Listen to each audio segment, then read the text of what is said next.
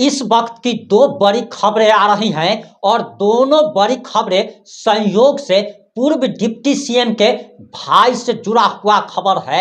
एक खबर तो यह है कि पूर्व डिप्टी सीएम के भाई के स्कूल पर, घर पर और होटल पर बिहार पुलिस जो है शहनाई, बैंड बाजा और बारात के साथ पहुंचती है और कुर्की जब्ती का, बुलडोजर चलने का इश्तेहार चिपका देती है।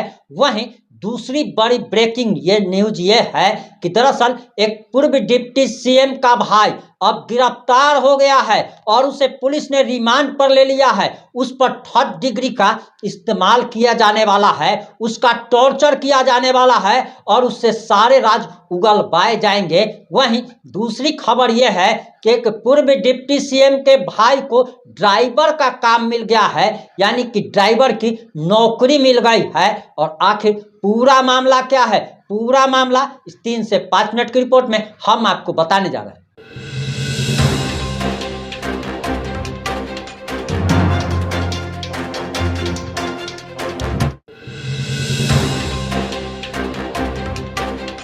नमस्कार, मैं प्रिंस कुमार सिंह और आप देख रहे हैं पॉजिटिव इंडिया। अगर अभी तक आपने चैनल को सब्सक्राइब नहीं किया है तो खबरों से अपडेट रहने के लिए कृपया चैनल को सब्सक्राइब कर लीजिए और जो लोग ऑलरेडी कर चुके हैं उन तमाम लोगों का सहृदय धन्यवाद। अब वापस आते हैं अपनी खबर पर और आपको बताते चले कि दरअसल नोनिया जाति से आने वाले पूर्व डिप्टी सीएम के भाई ने एक गरीब और ओबीसी कास्ट से आने वाले शिवपूजन महतो नाम के एक गरीब मजदूर को अपने 50 लाख के फॉर्च्यूनर से उठा लिया था।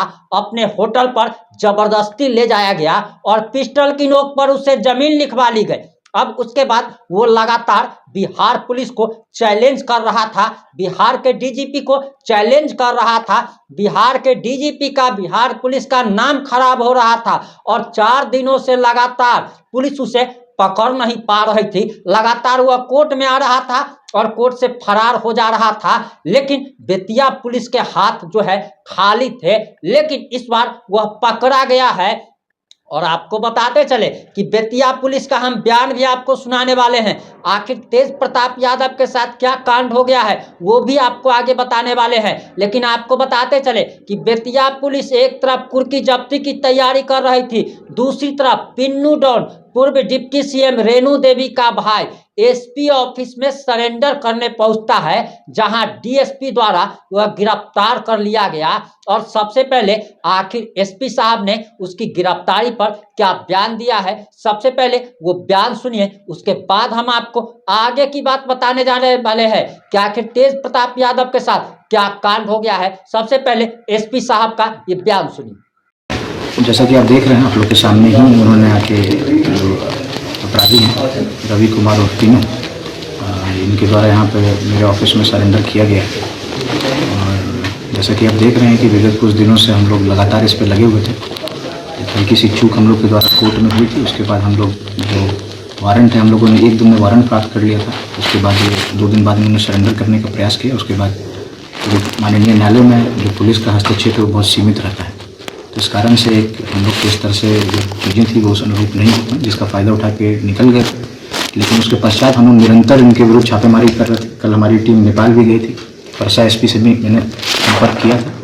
उसके बाद इन्होंने अपना मूवमेंट नेपाल से भी चेंज कर दिया और आज आके इन्होंने जब इश्तेहार छपा किया गया है एसडीपीओ के द्वारा स्वयं, और क्योंकि फिर हम लोग कुर्की जब्ती की कार्रवाई आज कुर्की प्राप्त करके करते, तो इस डर से, इस भय से जो पीनू हैं, जो अपराधी हैं और उनके द्वारा जो पिस्टल लहरा करके जो अपहरण किया गया और जो अवैध जमीन लिखवाया गया और जो अपने आप को सफ़ेद पोश बताते हैं और बड़े स्कूल के ये संचालक भी, और इनकी जो पत्नी है वो भी इनके साथी थी, इसमें इन्वॉल्व थी। अब हम लोग जो पिस्टल उसकी रिकवरी का प्रयास कर रहे हैं। अब वो जैसे ही रिकवर होगा आप लोगों को सूचना हम लोग को द्वारा दे दी जाएगी। मैं आपको बताना चाहूँगा कि पिछले जब से ये प्रकरण शुरू हुआ है 6-7 दिनों से निरंतर पुलिस अधीक्षक और पुलिस अधिकारी, सारे एसएचओ जो टाउन के एसएचओज हैं, अन्य मेरी डीआईयू टीम, सभी लोग निरंतर प्रयास कर रहे थे। दिन रात हम लोगों ने एक कर दिया और इसी की के बदौलत आज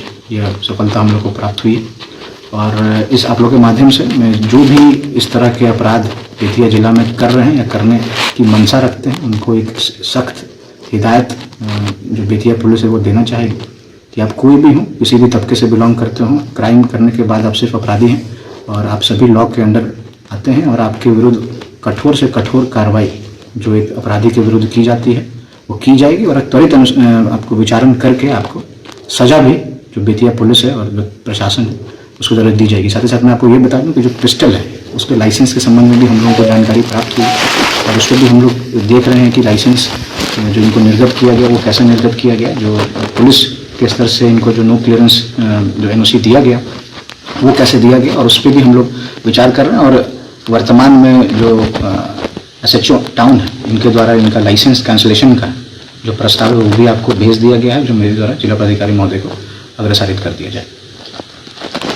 आपने बेतिया SP का बयान बड़े ही ध्यान से सुन लिया होगा और उन्होंने पूरी जानकारी दी कि आखिर पिन्नू डॉन सरेंडर करने पहुंचा था, कैसे गिरफ्तारी हो गई, इन पर कितने सारे आपराधिक मामले पहले से दर्ज थे। वहीं रेणु देवी जी का कहना है, बिहार की पूर्व डिप्टी CM और वर्तमान में बिहार सरकार के मंत्री का इनसे उनका कोई नाता नहीं है। पिछले 8 सालों से उन्होंने भाई से संबंध तोड़ रखा था, लेकिन सवाल उठता है कि अगर बहन का हाथ भाई के सर पर नहीं था तो आखिर ये इतना बड़ा डॉन कैसे बन गया और आखिर इसे बिहार पुलिस की तरफ से छूट क्यों दी जा रही थी, ये एक बड़ा सवाल है। लेकिन आपको बताते चले कि दूसरी खबर इससे भी बड़ी है और बताया जा रहा कि RJD के राष्ट्रीय अध्यक्ष लालू प्रसाद यादव ने तेजस्वी यादव को वीटो पावर दे दिया है।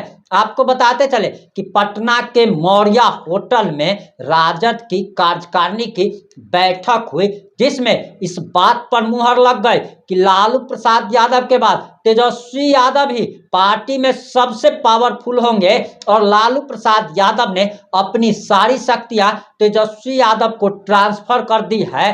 वहीं तेज प्रताप यादव के हाथ कुछ नहीं लगा, उन्होंने X पर एक पोस्ट किया था जिसमें उन्होंने CM बनने का दावा किया। आप हमारे बगल में वो वीडियो अभी देख पा रहे होंगे, लेकिन किस प्रकार से इन्होंने क्या किया था वो आप सभी जानते हैं कि CM पद पर उन्होंने दावेदारी दे दी थी राजद की कार्यकारिणी बैठक से पहले। लेकिन राजद की कार्यकारिणी बैठक में लालू प्रसाद यादव ने अपना उत्तराधिकारी अपने छोटे बेटे तेजस्वी यादव को दे दिया। और आखिर तेज प्रताप यादव के हाथ क्या लगा, तो आपको बताते चले कि तेज प्रताप यादव के हाथ यही लगा है कि तेजस्वी यादव की गाड़ी वो चलाएंगे, तेजस्वी यादव का वो ड्राइवर बनेंगे। और इससे पहले तेज प्रताप यादव कई दफा पहले भी कह चुके हैं कि वो तेजस्वी यादव के सारथी बनेंगे, यानी कि वो तेजस्वी यादव को अर्जुन कहते हैं और अपने आप को भगवान श्री कृष्ण कहते हैं, यानी कि वो तेजस्वी के सारथी बनेंगे और एक आम कार्यकर्ता बनकर अब तेज प्रताप यादव रह गए हैं। आपने कई बार दोनों भाइयों के बीच में उठम पटक जरूर देखा होगा, जरूर सुना होगा कि किस प्रकार से लगातार तेज प्रताप यादव अपनी दावेदारी प्रस्तुत करते रहते हैं, लेकिन अंततः तेजस्वी यादव के हाथों में ही बागडोर लालू प्रसाद यादव ने सौंप दी है और तेज प्रताप यादव महज एक आम कार्यकर्ता तेजस्वी यादव के अब ड्राइवर बन के रह गए हैं। अब तेजस्वी यादव के आशीर्वाद से इन्हें टिकट मिल पाएगा, यानी कि तेज प्रताप यादव की वैल्यू RJD में अब पूर्णतः समाप्त हो गई है। इस पर आपकी क्या प्रतिक्रिया है, अपनी प्रतिक्रिया जरूर दीजिएगा। जुड़े रहे हमारे साथ। जय हिंद, जय भारत।